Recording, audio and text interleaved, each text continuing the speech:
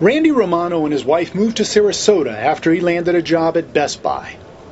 Then that job disappeared in a corporate shakeup.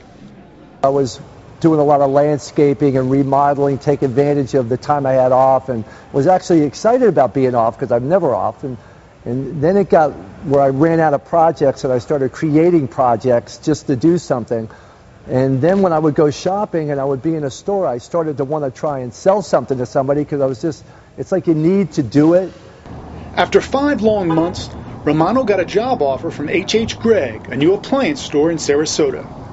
Went outside, whooping it up, calling my wife, and we were just so excited because here we are in a position over here. Neither one of us had a job. All the gloom and doom from everybody, everything's so bad, and we're trying to stay positive and believe it'll all work out. And no, it was very exciting. Company training sessions helped out-of-work salesmen regain their passion for the business.